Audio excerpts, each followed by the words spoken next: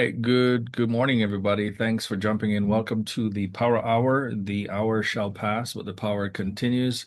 And we'd like to give the power to you. My name is Ricardo Beres. I'm the chairman for the Global Opportunities Committee of the Atlanta Black Chambers. Apologies for the late start, but we are glad we're here. We've got an hour to put some power inside of you. A few housekeeping before we get started. If you know someone who should be here, please let them know that we have started. This is a recorded session, so please keep your microphones on mute. And we'll post this on YouTube, so you'll be able to follow us on YouTube and rewatch the recording if you choose to do so. Also, we've got a number of social media handles that you can follow, the Atlanta Black Chambers anywhere on social media. And if you haven't subscribed to the Chamber's YouTube channel, please go over there and do that as well. And the Global Opportunities Committee of the Atlanta Black Chambers, you could also follow us on social. Today is special, as always, every Power Hour is special. We do a Power Hour every week at 8:30.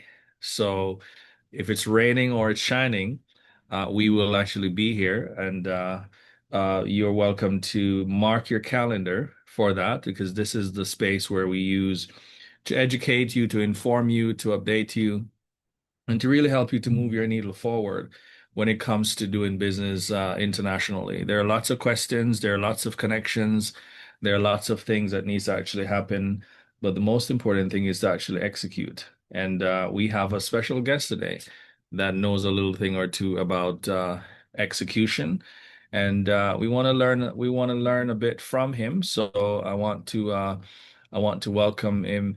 I'll tell I'll tell you his name just kind of tricked me because on Zoom his name is not his name. Like it says Kemi, but I know his bio, so I'm not sure. You kind of tricked me there, but good morning and welcome, bio. Please unmute. Let me know if I'm actually pronouncing it correctly because I want I don't want I don't like when people botch my name up, so I don't want to do that for others. So thank you for joining the Power Hour. I want to give a big shout out to Femiola and Samuel or Nigerian Connect. They have really brought this conversation together and introduce you up. And so I think we'd love to get started. Introduce yourself and just tell us a little bit about who you are and what you do, and we'll jump right in. So good morning, Atlanta. Good morning, everyone, and good afternoon if you are in this part of the world. My name is Bayo Lion Adedeji. I am the group CEO of Wakanow.com. Wakanow.com is an online travel agency. Wakanow Group is headquartered in Nigeria, but we operate out of 29 countries, including the US, Canada, UK, UAE, and across um, West Africa, particularly. I think somebody helped me change my name. I couldn't get my Zoom to work, so I borrowed my wife's Zoom to be able to jump in on time. So thank you. So I lead that business. I also own a beach stretch in Nigeria, Wave Beach, Kima Beach, and Athena Beach, and then under lounge. So I have foot in entertainment. I have a printing company that prints for my businesses. We have a fintech called Calabash. We have liquor stores called Lion Warehouse. We have a food business called Dundu Nation. So I kind of I have an advertising firm. We're building a new city in the outskirts of Lagos. I'm doing some creative things. And I just do multiple businesses across the continent, as it were. I'm an HBCU graduate. I went to Clark Atlanta University, got my MBA there. So I am a Atlanta guy. My development years were spent in Atlanta. I'm always excited about that. Lived in the US for about 13 years, back and forth. My last job in the US was with Amazon. So I lived up in Seattle, You worked for Walmart, lived in Arkansas, worked for Texas Instrument, lived in Dallas, worked for PetSmart, lived in Arizona, worked for the auto industry, lived in Detroit. So I've had my fair share of the US, and I moved back to Nigeria about 7 years ago to do more things. I still have a very strong foothold in Dallas. I don't get to go as often as I love to. My family is there. They have to come to my part of the world. But again, I do understand doing business in the continent, and I'm happy to answer questions. I'm happy to give you my insight, and I'm happy to be here. Thank you. Wow, I must be Nigerian, man. You got a lot of business. You're almost sounding like me. I'm like, I wonder if I'm Nigerian because we got a lot of different things in common. But you do beat me to that. I mean, I was just counting on one hand, and I had to do two. You have Beat Stretch, you have liquor store, you have. Oh my goodness, you've got to tell us how you actually do that. But I wanted to. I hear you keep using the word lion, and so why do you call yourself lion? What does that actually mean? And does it have anything to do with leadership in practice? Tell us a little bit about that. There was an incident that will not be shared online, that happened a couple of years ago. But my aggression to life and business is is I attack it like lions. And if I will talk about that, and I have a focus that is very unique. That when I'm about, and I love, and that attributes directly back to the lion. When the lion is chasing a deer, they ignore everything around them. They ignore the environment. Everything doesn't care, doesn't matter to them. They chase like their life depends on it. Like that food, they win sometimes, they lose sometimes. But when they win, it's a good catch. And that's how I go after business. I am a there are days where people maybe we're building something and I'm passionate about they people we maybe we were site together till 2 a.m. in the morning and everybody was chummy and then we went home at 2. I will be back on site by 6 a.m. It's like I just can't sit still in my house. I have no rest in my soul until I get that mission done. The same thing with Waka now and everything that I've built or everything that I've done. It's that focus to be able to chase without no end, and adjust as I go along. And when you look at the journey of a lion chasing something, you see them adjust their path in the direction of what they are chasing, and that's who I am. Oh wow, wow. We gotta that's powerful. We gotta get back to that and just kind of understand a little bit more on that deep thinking. You mentioned earlier about Amazon and Walmart, and I think you said something about PetSmart as well. So tell us a little bit about that because you were schooled here in Atlanta, Clark Atlanta University. Big shout out to CAU, and you've spent a lot of time here working. What did these environment, if you may, taught you that directly applies to what you're doing right now in the African market? The the Nigerian, my time in the US was fundamental to shape me for the future. Fundamental. I never, I'm not one of those to bash the US. I've always had the tenacity. I've always had the rigor. I've always had the ability to learn quickly and self-correct. That has always been a trait because I came into the US when I was about 26. So I came in as an adult, right? I wasn't a kid. So I wasn't in my formative years. I was a full-fledged adult when I came. But when I got to America, and I always share this story, and I went to class um, when I was leaving America, when I was leaving Nigeria, I went to the bookstore and I got higher educations. The big books that we used to write in Nigerian colleges. And I got to America and everybody had laptops. And I was the one writing while the professor was teaching. And I felt behind. I literally felt behind. I knew right there that I was not as smart as I was book smart. I was very good academically, but I did not have the skills that was needed to be successful in today's world. And I had to self-adjust to that. And then I had to learn how to speak. As a Nigerian, I've always learned how to communicate, but not effectively communicate.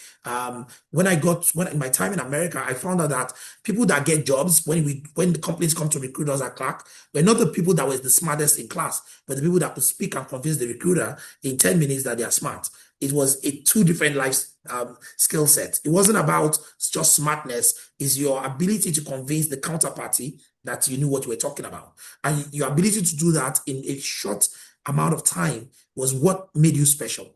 Now, whether you are now smart, they will find out when you get the job, right? But you have to pass the interview to get the job.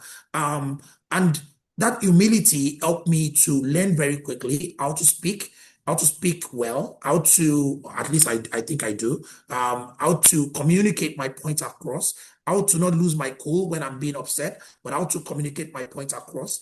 And when I transitioned with all that I've learned, now that's just the tip of it. Like going into corporate America was a different ball game. I faced all the battles that we talk about in corporate America from being black. Like guys, I lived in Arkansas, man. I lived in Bentonville, Arkansas. I used to say there were 6 black men in the entire city, and we knew each other. And I thrived. I did very well at Walmart. I got promoted every year at Walmart. I stood out of my peers at Walmart. People complain. I'm like, I don't know what you're talking about. Because again, I understood how to be adaptable to my environment, how to learn quickly from my environment, and how to adapt to my environment and not just complain about it. I did not bicker about being in Arkansas because I accepted the offer. I spent more time understanding what needs to be done. I had my failings, I had my failures, but I got up from my failures very quickly and took it forward. I learned how to smoke chicken in Arkansas. And from smoking chicken, I used that to start my restaurant business in Nigeria. I learned that from white boys on how to smoke and how to do the things that we typically just don't do. I learned how to grill well from another brother that is in Arkansas. And I used that, I converted that to a business eventually in Nigeria. And it's the adaptability. I left Arkansas, I went to Arizona, that was super hot. I was a different environment. The black was still a minority in Arizona. It's not a white, it's not a black state, right? So I had to adapt. And then I was working with people that brought snakes to work, brought bearded dragons to work, dogs to work, cats to work. I don't even like dogs, guys. Like I can tolerate them, but I don't want them in my space, man. It's not like I don't hate them, but but I worked in the pet store and I had to adapt. I had to adapt to that environment. People had snakes at work, man, like ball pythons at work, milk snake, king snakes, and all types of snakes at work. And we used to talk about tarantulas like there was a big deal with tarantulas at work. And I had to adapt to that environment. And I left that and went to Amazon, which was a Harvard grads, arrogant white boys, arrogant black people. Everybody was an A player at Amazon, and I had to adapt also. And I thrived. When I was leaving, they gave me a 5 year sabbatical to leave because I only spent a year and a half there because I was exceptional. So one of the things that I found out is no matter how much you hate me, you're going to respect me because I'm going to be good enough that you cannot ignore me. I'll say that slowly. Wow. No, that's powerful. That's very, very interesting. And so now you took that helm at what kind of group, right? When you started that, and what was that initial, if you may, what's that sort of first turnaround truth that you had to face from the learnings that you had coming out of America, going back into Nigeria, getting this group together? Tell us a little bit about that turnaround truth, if you may, that you had to deal with. I had to realize that my smarts in America does not translate one for one into Nigeria. That Mm, Nigeria and Africa has its own smarts. We talk about building structure, we talk about building corporate governance, we talk about all those things. It doesn't translate one for one, and I had to go to that learning of that. I had to also go to the learning that doing the right thing is one thing, but doing the right thing at the right time is even a better method. And that oftentimes you know the right thing to do, but it's not just the right time. And if you do it before your time, you would get murdered. You might get fired, right? Not because you didn't do the right thing, but you didn't do it at the right time, right? And the Africa is built on relationships, and I can tell being exceptional is not just good enough to lead in Africa. is not just good enough. In America, I got paid for being good enough. I got paid. I got checks for being an exceptional guy, brilliant guy, that I could think of concepts and I could solve problems and I could, I could work my butt off and get it done. And my execution was flawless. I got paid. I got checks at PetSmart when they paid nobody bonus so that they could retain me. I remember getting that 20K check that just so that Bio, we're sorry we're not paying bonus this year, but you're so good. We don't want you to go take this 20K. Nigeria is not quite like that. Africa is not quite like that. Being exceptional is one thing. Knowing how to navigate with relationships is another. So I had to up my game. I had to go from this guy that was just brilliant and good at what he does to this guy that understood how to navigate the entire politics of the place. Now, you can knock that politics and say that why is Africa always about politics? But you see, everywhere has politics. Every single place has politics. It's just that sometimes we're so low level that we don't see the high level politics that happens when we in America. Because we're just an employee that gets a check. In a place where you are sharing out of profit and also getting a check, and it becomes a different ball game. I would say this to you that I have had more success financially in Nigeria than I ever did with my big Amazon job. What I made at Amazon in a year, I probably banked that in 2 months here. And and it's because of the fact that I had to be adaptable to my environment and not cost the land that I expect to bless me. I do not come to this country and complain about things. I see opportunity when others see. It's the donut and the hole. I see the donut. I recognize the hole, but I see the donut. I see the problems that needs to be solved and how we make money from it very quickly than others. I'm able to use my American lens to not complain, but to adapt. I live very close to my job. I don't drive in traffic, then complain about the traffic. I live a walking distance from my job because, again, they're just things that people come when the diaspora come to visit, they complain and complain, and I look at them and I laugh. I don't even engage anymore because it's pointless. Because again, because I just see the opportunity, and to me, it's like there's money all over the streets of Nigeria. If I had more Mm. liquidity, I'll become a god in this country. If I get my hands on more liquidity, because there's so much to do, there's so much opportunity. A guy just came to me now, just left my office. It was the meeting that made me late to join with my Zoom, and the guy came to show me EV vehicles that is assembling in Nigeria. The guy was a doctor in Tennessee, and he just moved back to Nigeria 5 years ago, and he's assembling EVs. And he told me that he has more demand for 1,000 electric vehicles from people that are looking to pay gradually because they cannot afford to pay that money at once because the financing here is a little clunky. And immediately my head just went ballistic. So this guy is telling me that I can finance people up to $5 million, excuse me, to get EVs for ride hailing, and I can finance them and they can pay me with interest gradually. By the way, the interest rate here is about 35% annually.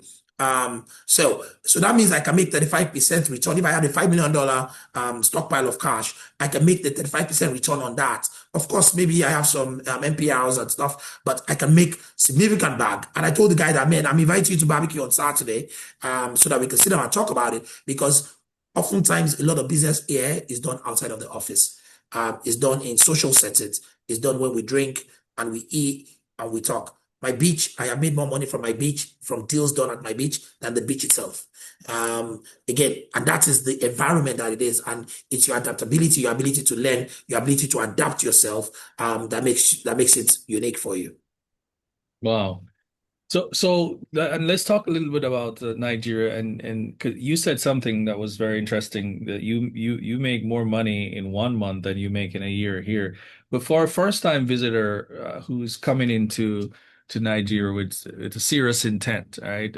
What's kind of like that real Nigeria business climate behind what you see in the headlines and what you see in the media? You are a Nigerian businessman, so, and you have several businesses on the ground. You're the best man to ask about that business, the real Nigeria business climate. Talk to us as first timers coming into Nigeria to do business. Uh, um, you see, when you come, we look at you and say, welcome. there is you know, a friend of mine just moved back to America, from America back to Nigeria. And I told him, number one, you must have the patience to learn. I can't just regurgitate to you over this call and say, man, there's this opportunity, there's that opportunity, because some of this opportunity will make absolutely no sense to you. No sense. No sense. If I say that, guy, you know what we're going to do? We're going to order 500 EV vehicles from this guy, and I'm going to retail that EV vehicle. You'll be like, man, we'd have to prove demand, because you see, the American concept is structured. It's we see proof, we see evidence, we do research. Oftentimes in Nigeria, you're going to be pioneering an idea and the whole of Africa. And by the way, let me say this, in sub-Saharan Africa, and I'm talking of West Africa, Nigeria is ahead of most countries. When you travel to the likes of Sierra Leone, I feel like I traveled to the past. I feel like I went back to the 80s whenever I visit. When you go to Liberia, you're shocked of how behind they are. So Nigeria is way ahead, right? So that tells you how a lot of people have pioneered some things here, even more than the rest of Africa, but the opportunity is there. There is a country I went to, Liberia. There was no digital electronic billboard in that country. By the time I went back 3 years after, I saw one. And I asked my team that how do we get Wakana ads on that billboard? They said, man, it is so expensive and that it's so booked, right? Because some guy just decided that, you know what, there's no electronic billboard here. I'm going to put one here and see what happens.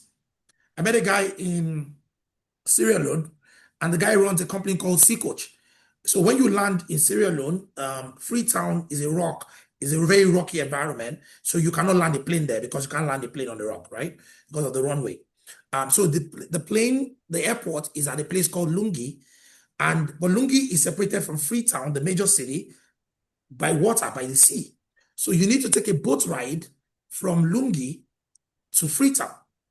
That's the entire boat ecosystem is owned by an American Nigerian that went there and saw the opportunity and bought boats. The guy sat me down, told me a story, and he said he makes millions of dollars now providing a boat ride service.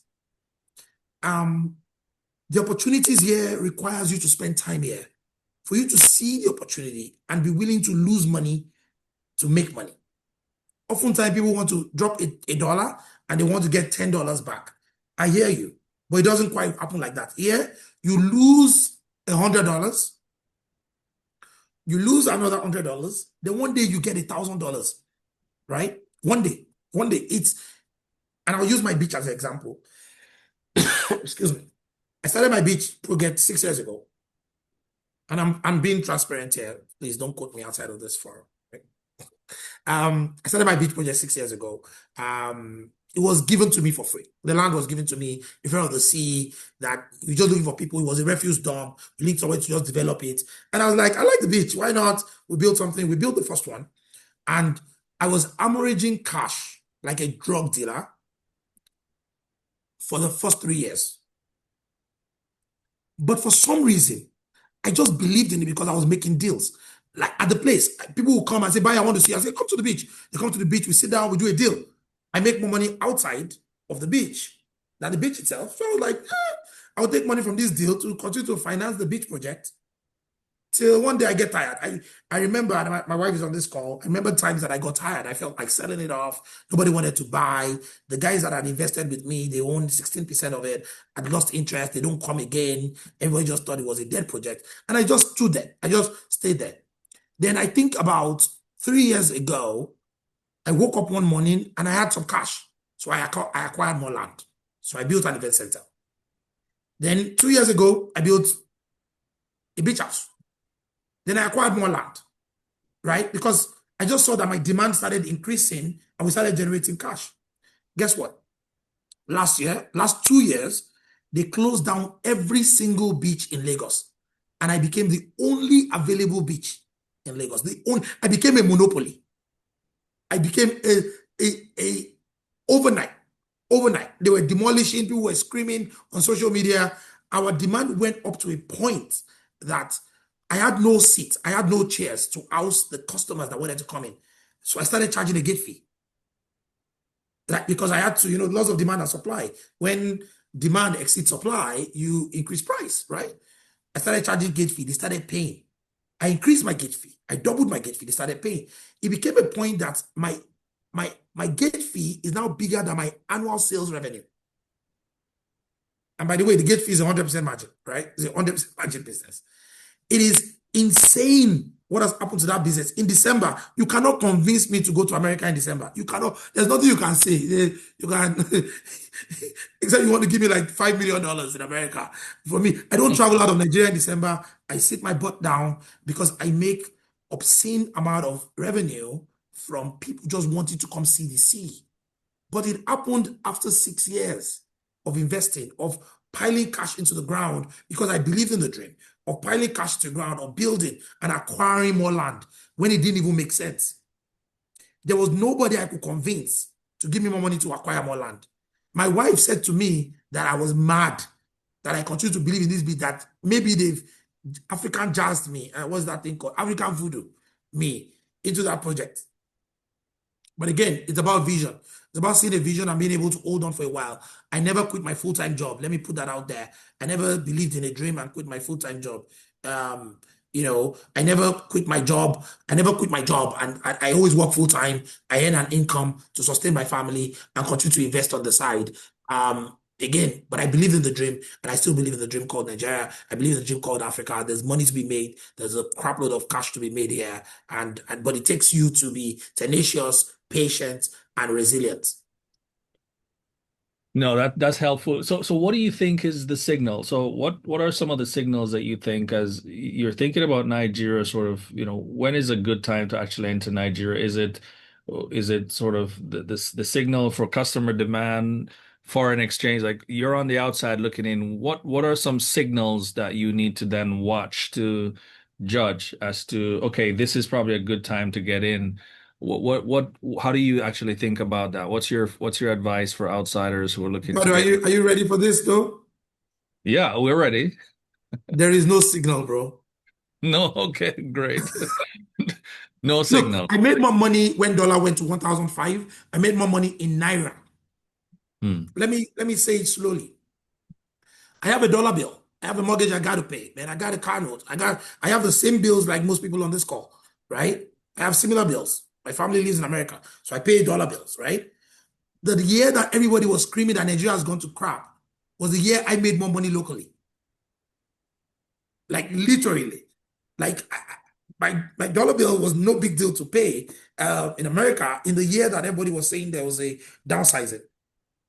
Nigeria is not a linear market. It is a developing market. It is a developing world. It is not a developed world.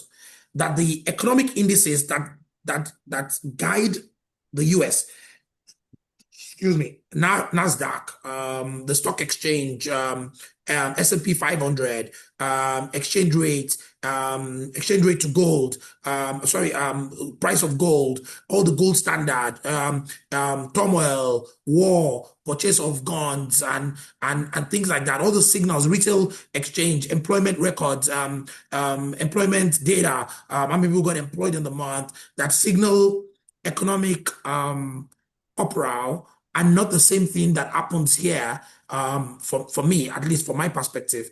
By the way, when the economy tanks in Nigeria, people drink more alcohol, right? So if you see that there's a downturn in the economy, you get into the alcohol business. But if you get in at that time, we're already there, right? So you are going to be coming, learning distribution when we've already built it, right? So when the country, when people are sad in this country, they party more. Makes no sense because they spend more money partying. The amount of money they spend partying is obscene to us. We will never spend it, right? Hmm. Like literally, people throw parties and spend $200,000 to throw a birthday party.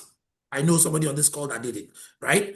And it is not linear to our mental model. This is one of those markets that you come in, you pick your battle, right? You pick where you want to play, but you don't play small. Oh, I must say that. The Bible says, despise not the days of little beginning. This is not one of those places to go start small, right? We will crush you. We'll see your idea, we'll bring more cash, and we'll crush you, literally. This is one of those places where you can start small to experiment. Once you figure out the experiment, you go big. You build a factory, you start production, you hit the market hard, you have social, you have everything. You put everything, you put all your arsenal to bear. The market works. The market works. Consumer products is a good place to play in this market. Too many poor people, a lot of them need products. Get into the consumer business, but go big. If you want to sell to 180 million people, you can't start by producing 1,000, right? You continue to complain. You got to go at full scale because, again, the market is there. And let me lift this here and say this. Yeah. The foreigners that come into Nigeria never leave. I'll say it slowly. The foreigners, the Lebanese, the Chinese, the Indians that come into Nigeria, they never leave Nigeria. Some of them have 4 generations, 5 generations of Nigerians because they act like immigrants. You see, we Black people that left Africa to come to America, we are more successful in America because we act like immigrants. We're not distracted by the things that the regular people that you want to go fishing, you want to go do those things. We are not distracted by them, right? We are not distracted by them because we have less family commitment, we have less church commitment. We have, as we grow roots, is when we get into those distractions. In Nigeria, those guys act like immigrants. When they open a business, when you go to a Lebanese restaurant, you find them there every single day. That is why it's successful. Nigerians come into Nigeria, they invest, and then they go back to America. Your business will fail. It's not, this is not I can say that with full chest. Like, you cannot build a business here and then leave it and go. There's no structure. They will rob you blind. And then you complain, you say 419, you say those words, and I look at you and say, some of us are here. I go to my beach every single day. I go to my beach every single day. I look at my numbers every single day. I wake up, I sleep. Waka now, I'm a waka now every single day. When I'm traveling, when I'm back, I'm here. That is the environment. It's not the place where you think cameras can save you. It's a place where you have to be hands-on because it's a developing nation. The next guy wants to rob you. That's the reality. That is some real talk there. I wanna shift gears a little bit, by because we got a gentleman who we're spotlighting today. He's no stranger to most of us. He actually heads our Central Africa region for the Global Opportunities Committee. David, if you would mind, come on stage. David actually runs some businesses out there in Central, and we'd love to talk a little bit about him. Perhaps there could be a deal here. Who knows? David, please unmute. We're spotlighting you today. Introduce yourself. Tell us a little bit about Quantum Vert, and let us know what is it that you do, and if you've got an ask, please unmute. Good morning. Good afternoon. Good evening. It's 5 o'clock where I am. I'm in East Africa. Ladies and gentlemen, so thank you, Mr. Chairman. Thank you so much for the opportunity. I've been looking forward to this for some time. I think I was here the first time this was offered a year ago or something. So now I'm here, excited to tell you about my business. But my name is David Jeb Kutesa. I'm Ugandan, but I live in Mauritius most of the time. I run business in about 7 countries. I'm excited to hear what the gentleman being, he's burning me up. I couldn't just hold myself because everything he's saying is exactly as whatever we build. This is exactly what we go through. You come from a diaspora, you come back, you think you're going to copy and paste everything you've seen there, and it just dies in front of you, and you go back to negative something.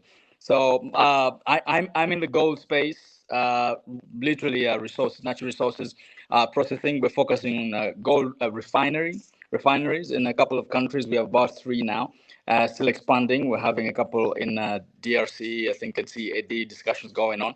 But we have established gold refineries in Mauritius, in Zambia. One is being built, and then Liberia is also we're bringing one. So when you talk about Liberia, I was just bouncing up on myself. And we're also getting into maritime transportation, which is getting ferries and small ships moving across. And actually, it's happening in Liberia. That's very funny you brought it up. That's where we started that up last year, towards the end of last year. So 540 kilometers of coastline in Liberia, and there's not a single ferry that walks those waters. So we're going to put 2, 3 there, and so that's being built up in there. I've also ventured into the real estate space. So my background is investment handling, investment holding. So we get investors who've got money, mostly from the diaspora, mostly from out there, who want to invest into ventures on the continent. And so, by virtue of the fact that I'm the lead, regional lead for GOC, this has already opened up opportunities for me in different spaces. So people are bringing their capital to Africa, and they go through myself. My company is called Quantum Ver, registered in Mauritius. There's real estate, there's agribusiness, so there's maritime. Now we're getting into cocoa production, and all that. But my primary business is investment handling. So literally, people who have funds out there and projects out here who need funds, I put them together and we create something. So most of my companies, 6 of them at the moment that have been built as SPVs for this kind of arrangement. I want to emphasize the opportunity that we have here in the GOC under the Atlanta Black Chambers. Networking, networking, networking. Nothing gets done in solitude. I always say that. And I've written my book. It's on Amazon. We launched it over last year at the Go Global Conference. Mr. Chairman was there with the governor in Kenya and everybody, Melvin, and we launched it. It's called The Farm Resource. So I'm an author, just trying to introduce that other part of me. Written 5 books on Amazon, but 2 are on business. You want to check them out. Okay, The Farm Resource by David Jebb on Amazon. Just download that, you'll find it. The ask that I have is, if you are looking for uh, something in southern parts of Africa, northern parts of Africa, and the central parts of Africa, and Indian Ocean islands that you want to invest into, get out of that states of America where you are, or wherever it is, and whichever country you're coming from, and put some capital where it's going to work for you for the next couple of years. I'm your guy. So we structure those transactions with partnerships with governments, with small capital, and then we see how that all works out. So I'm very glad to be here, Mr. Ricardo. I'm calling those who've got the capital, look out for me, and those who've got projects, look out for me, because there's an intersection in there. Thank you so much. Thank you, David. Always a pleasure. Good to see you. We're going to continue the conversation. If you have a question for Bio, because we're on the home stretch, and we may ask your indulgence for an extra, perhaps 3 to 5 minutes, because we wanna get a little bit more out of this gentleman here. He's poured a lot into us in the last couple of minutes. But Bio, I want to continue the conversation with you. I want to talk about these sort of some sector specific opportunities. So, talk to us a little bit about tourism and hospitality, where you are obviously in the beach business, well, the tourism business, and seems like that's a growth corridor for you, and you're betting on that. What sort of operators and what's needed in that area, you would say, as you talk to entrepreneurs here on the call?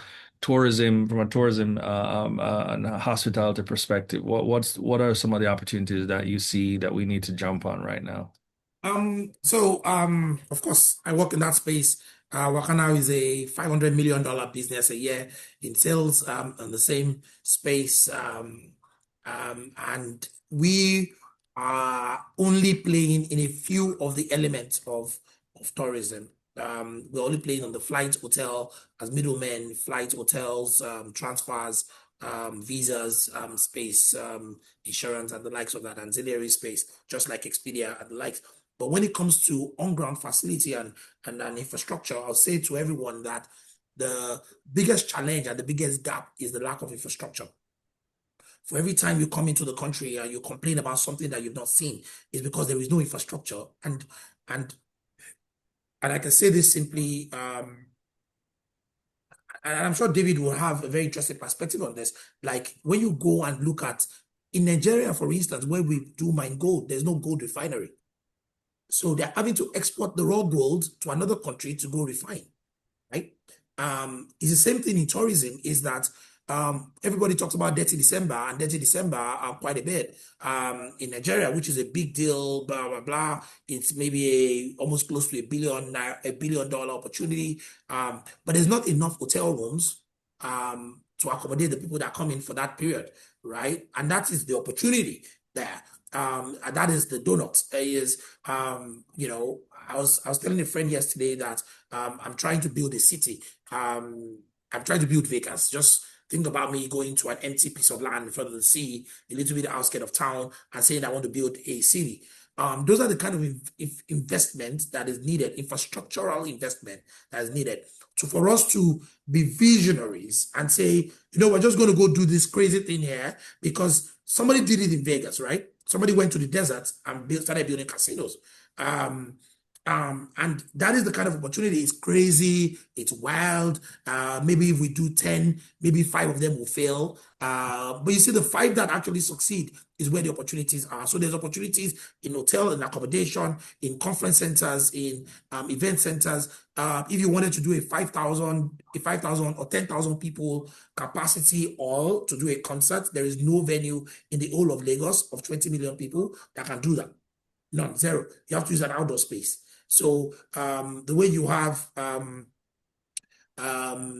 all those things does not exist. But there is opportunity to build infrastructure. You cannot do business here and do an asset-light business. There are some opportunities for asset-light in more matured industries like banking. You could do asset-light, but in industries like tourism, the opportunity is to do infrastructure-heavy, asset-heavy product that can then help to scale the environment. So I hope I answered your question. Well, and thanks for sharing that. And I see someone ask a question about water, and I want you to answer that question. But just some perspective. So the Atlanta Black Chamber, the majority of our members, with probably about over 1,000 plus, close to 2,000 members, we have. The majority of our members are in professional services, so they don't have a physical product today. And I want you to sort of speak to any of those, if you may. Could be tech and services where you have those kind of strong demand for non-tangible goods, right? That and services that you think or entrepreneurs or business owners on the call can actually lean into. So if you can speak to that a little bit, and then maybe at this in the same breath answer that question around this idea of water infrastructure, water challenges, and that you have. Is this a myth that you need to bring your own water to Nigeria? Can you speak to that? Water? There is water. I drink water every day. Um, um, there is okay. This one kind of knocked me off a little bit. Um, um, there is no water problem that is existential that we can't get water. Um, there is some discoloration based on where you live, based on the proximity to the sea. Lagos and Nigeria is a very big place, right? Like it's a massive place. Geographically, it is yes, I do business in the East. I'm seeing some of the questions.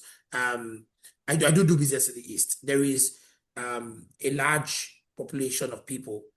And when you go to the interior, some of the challenges that exist in the interior do not exist in the city, as it is in most countries. Nigeria, like I said, is a developing nation. If you wanted to go to the interior part of the eastern part or the northern part, you will find some unique challenges that you will not find in cities. In the city that I live, there is water, there's potable water. I took a shower this morning with hot water. There's lights. I have 24-hour power in my estate. And trust me, it's not too super expensive. Though it is expensive, actually more expensive than the US from a power standpoint.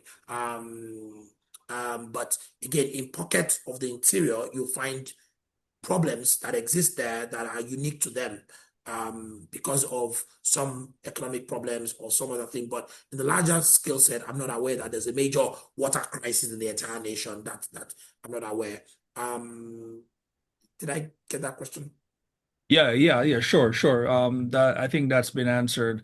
And then just in terms of the professional services. So if you could talk to the entrepreneurs here that don't have a physical good, what are some of the from where you sit, what are some of those demands that you see that you get into? So look, amazing question. I can tell you for free that one of the biggest challenges that we have is that the current technology that we sit on is too expensive for us in Nigeria. Um, um, look, I'll give you an example. I pay about $1 million to have our CRM today. Our CRM is powered by a company called Travel Operations, and travel operations, and Microsoft, the Microsoft Dynamics solution. But I pay about $1 million a year for both of them. It's too expensive for us, right? There is a need for us to start to develop products that are priced for local consumption. And the way you make the money is by the number of people that can adopt it. A lot of the platforms that have come to Nigeria are failed because they are not aware that that the Nigerian look, the Nigerian population is divided into two very distinct spectrums. There is the okay population and there is the poor population. The poor population is more than the population of people that can afford most things.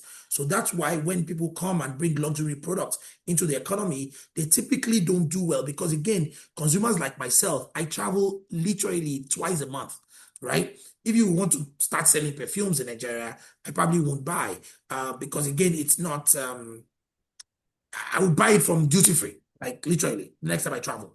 And the next population that you're targeting, that you're looking at the 200 million population, can't afford the perfume that you brought, the Burberry or the, how do we start to think about developing even software solutions and intangible solutions for that cheaper side of the population would be the goal, is to rethink and think about the solutions that we can deploy out to them. Portable solar solutions have done well in the country. Portable generating machines have done well in the country.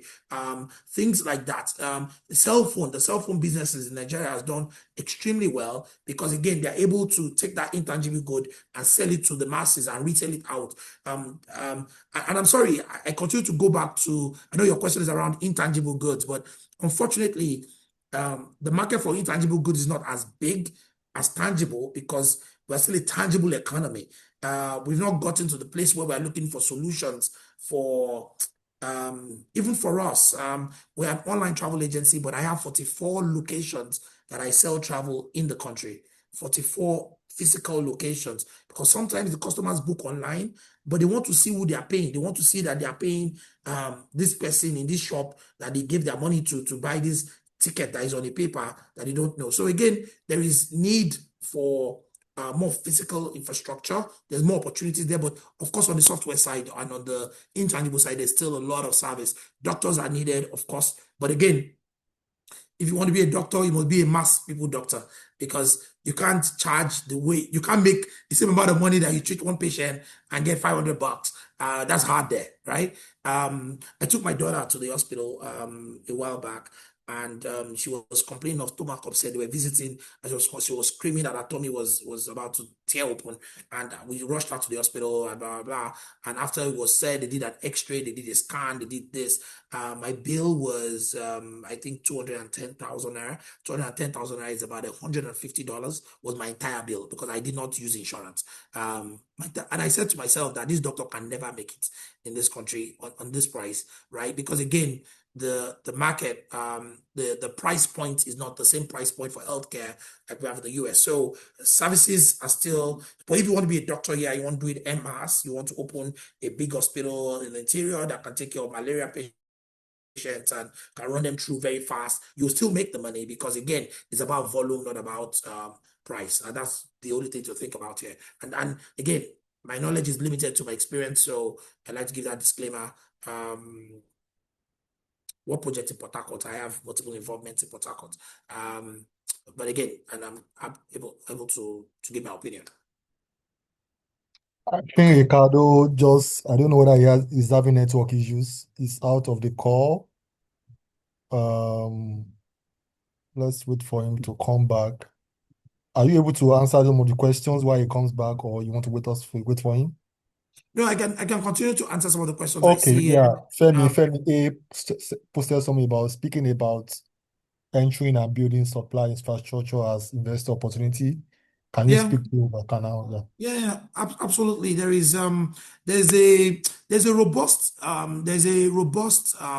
supplier opportunity that exists in Nigeria already. But again, if you want to come and build, don't assume. Come and spend some time here and observe and do some market research and talk to people, and you will see that some of your knowledge is kind of not is off, and you can self-correct from there and innovate from there. I see a question about Speaking about entering, building infrastructure as an investor opportunity, yes, there is.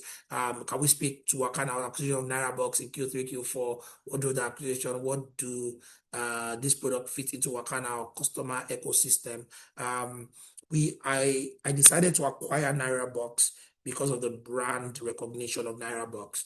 And because I needed to start to de-risk Waka now from the economics yo-yo that happened in travel. Remember that travel in Nigeria, and I'm talking outbound travel out of the market, is a luxury item for consumers, whether we like it or not. It's priced at the minimum travel you can get today is about $1,000, which is a luxury item to go anywhere in the world. For consumers, so we consider it a luxury item. Let me just put that in perspective. Nigeria only has 2 million passengers that leave Nigeria out of 200 million people. That tells you only 1% of the economy actually does travel. Ricardo is And with back. that in mind, sorry? I said Ricardo is back. Ricardo, are you there? Okay. So on the back of that, we wanted to start expanding our reach to start looking for the next generation of travelers.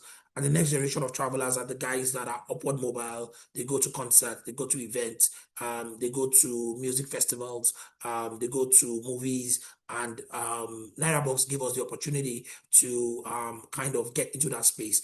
We had started our own company called onboard.com a couple of years before that, and it's doing well, it's still alive. And we merged NairaBox into that onboard to strengthen it on technology. There was a couple of technology plays that we saw and we took advantage of. So that's why we did that acquisition. I don't know Ricardo, what the project is. What is the opportunity in cosmetics? You need to come and visit the local market for you to see the opportunity in cosmetics is insane. I know that some of my boys are producing cosmetics in Togo and bringing it into Nigeria. It is super, super, super interesting. The Lebanese and the Chinese have done a huge job there. So again, but again, you need to visit, come and check. I can't tell you yes, no, to some of these things because again, it's not that linear. You need to actually come spend time here. We're happy to host you when you come. Spend some time here, come and observe, go to the local market and see things, and you'll be shocked. Yeah. Okay. Ricardo. Yeah, no, thank you, thank you, and sorry about that. I think I just got bumped off. This conversation, I guess, is too good, and I'm not sure who bumped us off, but we're back. I wanna. We're coming on the home stretch, and I see we have two hands up, and we'll take those. But thanks for answering some of those questions. I've got basically two more questions that I want to ask you. I want to ask you about partnership, about sort of what does that actually look like? What's a great local partner looking like? Because oftentimes when you enter into markets, you got to find a local partner. And I want to talk to you about that as a Nigerian. How do you verify this sort of partner? What are some of the mistakes you see foreigners making when they come into spaces like West Africa, particularly as it relates to partnership? So if you can talk a little bit about that, that would be so helpful for us, for those of us who are looking at, I need to pilot a partnership locally to start working in investing in the region. You're on mute. I'm always very I never want to be an aspire to perspire guy. So I'll tell you the truth. Like contracts don't work here. You can sign 100-page contract. If the guy is going to violate it, he will violate it to your face. Okay. If you want to get a partner, you need to check the integrity of your partner in small things, in very little things. Sometimes in conversation, that's when you know. The guys that are good partners are expensive. You must be willing to pay the price. If you go cheap, you will pay the price in your violation of your contract. People don't take contracts seriously here, like because there's no court system to enforce. I can give you examples of how I got my hands burnt several times. But there is a need for you to find people that you are equally yoked, people that have the same values as you, and people that show you not just in talk. Now you have to look beyond the talk and look at the antecedents. You can't look at their car, you can't look at their house, you can't look at those things that are very obvious. You need to look at the things that are not obvious, and you need to be patient and not be eager to sign. If a deal is too good to be true, it is too good to be true. It is not true, right? And you have to put things through the litmus test. And again, you must be willing to also take some risk, right? And always make sure that as you sign partnership deals, you have a plan B, really, or a plan C, as in some cases, as you do it. But again, I would say this, and maybe I will not dive too deep into it. I'll just say it. What I have learned from this market is that if you really want to build something unique in this market, you need to be willing to own your entire value chain. I'm sorry, it's just how this market is. You own your value chain, you are more successful. When you look at Dangote Refinery, he bought his own trucks. I heard he's trying to buy vessels to ship his own oil. The only thing the guy is not producing now is the crude oil at this point. And I'm sure he might even be negotiating for a well, as it were. So it's such a market that the reliability of partners is not as robust, and the legal system to hold them accountable is not as robust. So you need to come to terms with that and know that if you want to do business here, it is a little bit of hope. But again, there are multiple metrics that you can check. And when you see people like us, I will tell you, I speak like an American when I speak to Americans. So I say, I wouldn't do that if I were you. And I will not go into details because I don't want to be quoted. You need to pay attention to those signals, right? Because again, I'll tell you, man. I'll tell you straight up that I wouldn't do business with that guy, For oh, man, he's done this. I keep quiet because I've told you, but I might not want to tell you the full details because sometimes the most shiny stones here are fake. Yeah. We appreciate this, and I'm launching a poll. We're asking you guys for just a couple more minutes because this is powerful, and I see the Q&A section is on fire. People are interested in asking you stuff. So while we put the poll out there, we just want to get your temperature, guys, quickly. If you could just start the poll and start taking those questions. Let me just I see 4 hands is up. So let me just go to Janelle real quick. Just a question. This is a rapid fire moment. Let's just put the question out there, and maybe we can take 2 at a time. So we go Janelle and Wiche, and then Bio, you answer those, and we'll come back to the other 2. Janelle, please unmute and ask away. Sorry, 2 questions. Number 1, what is what are the for like building a manufacturing facility? I know you stated there's a gentleman who's doing assembly of EV EV vehicles. And then number 2, where is the status of the electricity in the market in Nigeria? Thank you. All right, so that's a question on electricity and manufacturing. Wiche, your question. Please unmute. My question is thank you very much, by the way, for the talk. This has been very scintillating. How are you leveraging the diaspora to actually contribute to investments in Nigeria? That's my number 1. And my number 2 question is regards to Port Harcourt. I understand it's supposed to be a green city. How many data centers does Nigeria have overall? All right, so those are 2 from 2 guests. Bio, you wanna answer those, please? I will start with the availability of electricity. Electricity is available whether self-generated or through the grid today, but it's only available to the richer folks in the economy. But everybody the cities, right? We figured out a way to power ourselves, whether through generators or through the grid. And some people do have solar. I see solar in your background. So some people do have solar panels. And so we find a way to generate electricity. I run my company. I have 2 buildings here. I do power my building 24/7 because we run 24/7. So we do power. So there's power, whether self-generated or through the grid. Manufacturing, there's opportunities for manufacturing. The challenge here is that financing for the product that you produce.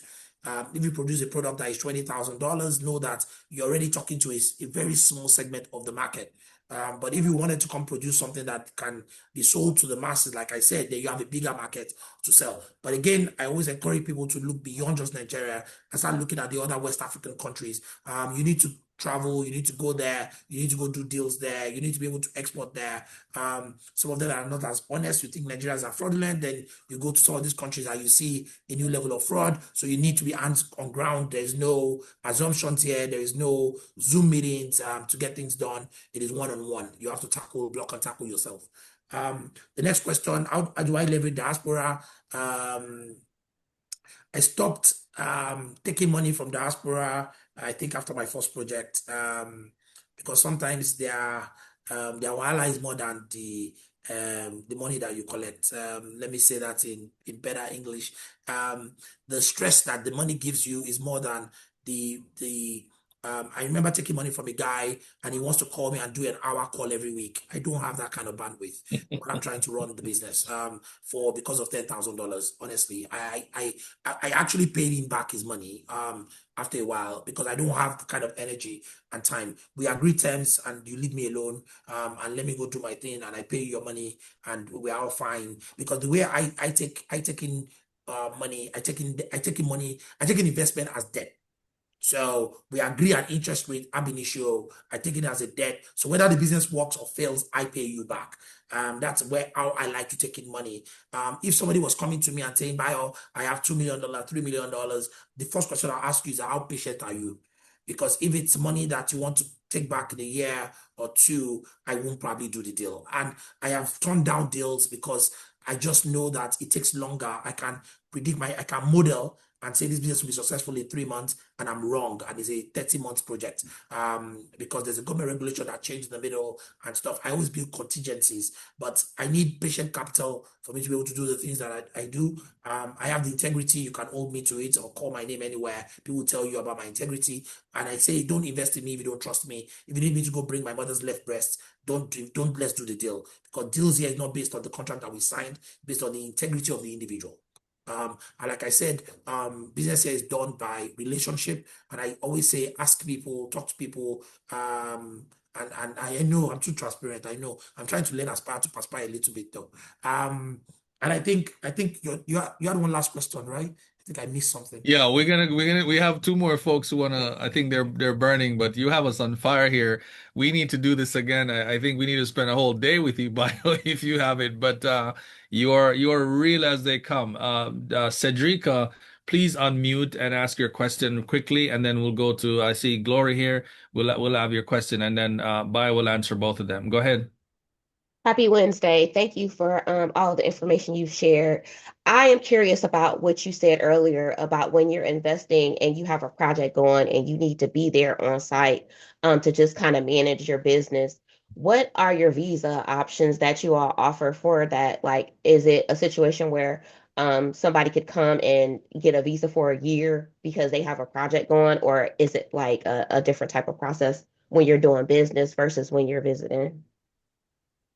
All right, so that question is about visa, investor visa. It seems like Glory. Yeah. So actually, I just want to say thank you, Bio, and also Ricardo, for organizing this and the GOC. This has been very informative and also even just beneficial. Really excited, honestly. My family has a water factory in Nigeria and also us building a city as well that we're doing called Goshen City. But one of the things that I've noticed from some of the things that I want to do in Nigeria myself is that actually even just across Africa is that maintenance doesn't exist. Right, it's almost like being able to you build something and essentially is this idea of maintaining it and keeping it going. And so that's one part is, as you mentioned, something important is when you're dealing and working with other people and partners, is having that discernment because it's not just about what they say, but it's about who they are and what they're able to come through with. But I'm planning on what would be your take in terms of providing that as a service in a sense, as like a working with businesses and having that as a yeah, coming either from the states or like and having that as a service and say, hey, we're going to take care of this long term. And then my second one would just be having like AI, some of the ways you see AI either for business solutions or for consumer wise, where it's like, okay, people are consuming and they're seeing AI on Facebook in Nigeria, they may not be able to recognize it, but let's say you're able to use it for advertisement or able to use it like for voice AI, where somebody they call, they want to book a solution or book a service, and it's actually like a realistic personalized AI voice to help reduce costs and things like that for businesses. So somebody. Awesome. Thank you, Glory. Bio, you got that? Take it away. All right. So the first question around visa, yes, I will say it in simple terms. There is the hard way, there is the easy way. You contact Waka now, we can take care of your visa. You want to stay for 1 year, we got you. When you come, we get you a single entry visa first. When you come here, we find a way to get you into a green card kind of situation for a 1 year period or 2 year period. That's not that difficult. It's difficult if you want to go do it yourself, but if you go through Waka now, of course, I'm plugging my business now. We can help you take care of it. So there is an investor visa, but I don't think it's very linear when you go through the embassy. It's always easier to just come in as a visitor first, and then we can convert your status internally. And if they need you to travel, we take you to Ghana and bring you back to get the right things done and make sure that we have it all situated. But we have a pathway to do that. On the maintenance culture around maintenance, of course, there is no. I'll be careful to say those words. You see, it is easy for us to say there's no maintenance culture for government projects, but there's a lot of personal projects that have good maintenance. When you find the ones that have good maintenance, is because either the owner stays on to continue to maintain, or it is outsourced to a company that is reputable that does maintenance. I live in an estate, and the maintenance culture there is quite decent. Everything still works. I've been there for 7 years. I'm thinking of moving though, but it does work. It's the government facilities. Of course, you expect that in government, that it doesn't get maintained, it gets dilapidated over time. That's usual. Oftentimes people talk about AI and business and how do we leverage AI. The challenge is that, and I'm facing that challenge now. The cost of implementing AI today might be too high compared to hiring humans for us. And that is the reality that we face. I wanted to implement what you talked about. I have a call center. I have a 200 people call center here. I got asked that a solution to implement AI, and the cost of implementing the AI was about $600,000 implementation, and there was a running monthly cost. Man, I pay the people in the call center $200 a month each. Like, I'd rather just keep going. Like, I get it, it's cheaper, but the cost outlay is just too high. And that's what I talked about, is that I'm making money in Naira, and I'm paying folks in dollars. And by the way, the Nigerian customer, the African customer, once they know that is a bot, or they know that it's not human, oh God, they would confuse that chatbot. They'll start speaking a different language. They'll start speaking broken English. They love to talk to humans. Now, my customer continues to tell me that they love to talk to humans. I continue to say I want to optimize. I need to focus on the customer. I need to make sure that, of course, we need to test it in little ways that we can. But I can tell you, I remember when we put chatbot on WhatsApp, the customer did not like it. They will start typing gibberish till it passes them to an agent. The customer behavior here is very unique. Extremely unique. And always please remember, as you think about Nigeria, you are not the customer. I am not the customer. I'm not an ideal African customer. I am not the ideal customer. I need to always remove myself and my mental model from this thinking about the customer, because the customer is different from me. They live a different life from me. Their life is not as comfortable as mine. They live a completely different set of lifestyle. And with that thinking, you are able to innovate the innovation that works for this market, that meets the cost threshold that you want to do, and get away from your mental model a little bit. And I'll leave you with this, and this is my funniest story ever. I used to sell shoes in Nigeria. I used to bring shoes from the US and sell in Nigeria. And I used to go and look for the stock photos of those shoes and post them online to promote the shoe. Back in the days, it was only Facebook to promote. The customer did not believe those shoes were real, except my hand was in the picture. If I actually took the picture of the shoe myself with my gold wristwatch, My Michael Kors goes, which was showing in the picture, was what they believed. They believed that that one was real. And the stock photos that I was looking for to be fancy and nice, they said it wasn't real. They don't believe that I actually have the shoe unless my gold picture was showing. Again, the customer mindset here, they use their senses to buy. Hopefully they don't use their tongue, right? But they do use their eyes, their nose, their smell. People go to the stores and pick a leather and smell it, right?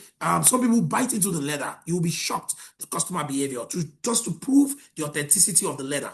And when you have that kind of environment where it is still in the retail era, the pre-e-commerce era, we're in the I don't trust the next guy era. We need to you need to mimic your business to fit the customer behavior and not just your own mental model. America is not Africa. America is not Nigeria. And when you come here, you need to purge yourself of some of those things that you are used to and understand that you can eat fresh meat every day that has no USD approval and you're fine, right? Because again, there's no USDA here, right? But everything still works. Okay. Yeah. Wow. Thank you so much, Bayo. This has been really, really powerful. People actually stayed on, so which is incredible because we are usually out at 9:30, but people wanted to hear you, and it suggests that we need to do this again. So when we come to Nigeria, we're heading to Nigeria next month, and I want your last bit of advice, and I want to invite you to come connect with us when we're in Nigeria because we're going to do a I'm live power hosting you hour guys, out man. there. I'm hosting you. Yes, you're actually hosting us. Exactly. So Yes, I'm hosting you. we'll be doing a live power hour from your place so that Nice. we can talk more. But give us your final piece of advice here to folks who are listening, may not be able to make it on this trip, but they just really want to understand what should I do going forward from here if there is a real interest that I have in West Africa. Your final bit of advice to us. Come with an open mind. Come ready to learn. Don't argue when something does not fit your mental model. Just learn it. Just learn it. Just please learn it. And once you take that lesson, you become a diverse individual. If you get stuck in your mental model, thinking that this is how things are supposed to work, then you would struggle to successful here. This place requires you to be flexible in your mind. And sometimes the things that you think are stupid is how we make money here. I swear to you, you would think you will call it stupid, but we do make money here. And we love you. We love you. We welcome you. We need you to do business with us. And I'm happy to support whichever way. I have very limited bandwidth. I can't do everything, Glory. I know you asked a question around looking for opportunity there. I am struggling for bandwidth, because the opportunity is just too much, and I want to do everything because I want to be wealthy. I want to be a billionaire in dollars, by the way. But again, you can't do everything, so you have to pick and choose. So now I only pick things that have good return. I don't do consulting because the return, my time is worth more than what the consulting will pay me. That's the challenge. And because I value my time is just worth more. I can use that time to generate more cash than if I'm consulting for somebody, listening to them yab and talk about something. But again, I'm here to support. I'm happy to be here. Check out our company, wakana.com. Come to our beach when you're in Lagos, Athena, Wave, Kima Beach, Lagos. Reach out to me. I'm on LinkedIn. My name on LinkedIn is Bayo Adedeji. Just my name on here. Just put Wakana at the back, should in case more people show up. My head is the same. I have a cone head across the network. You always find me. I'm easy to find on Instagram or anywhere you want to hit me up. I'm happy to connect with you. Okay, and I always respond. Thank you so much. I know you're short on the bandwidth, and I'm sure folks here would love for you to leverage them to be able to get you into that $1 billion status. I'm sure we can help you to do that. Thank you so much, everybody, for being with us today. We'll see you next week, same time, same place. Feel free to watch the recording if you need to catch some of the things that we've missed here. Until next time, the power is within you.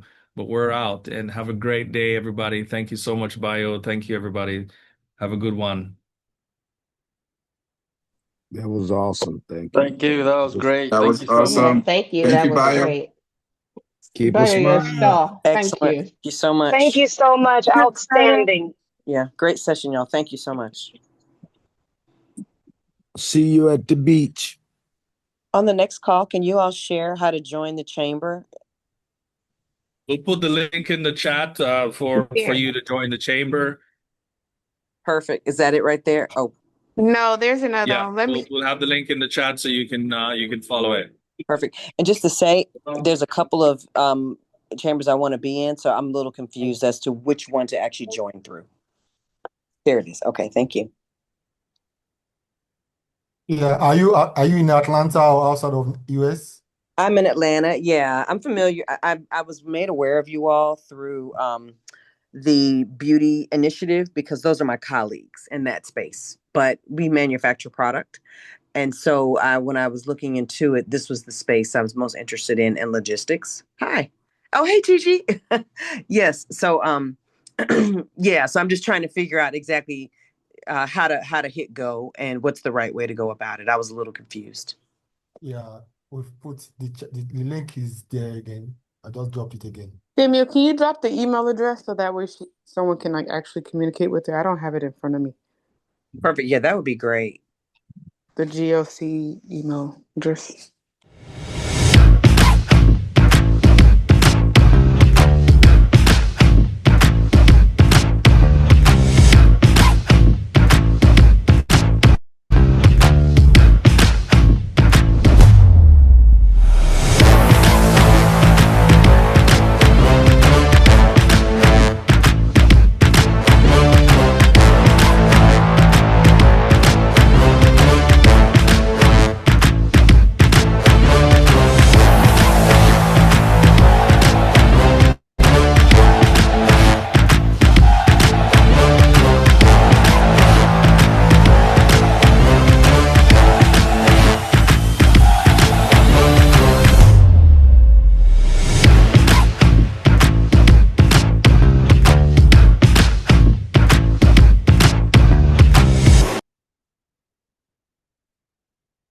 Have a good day, guys.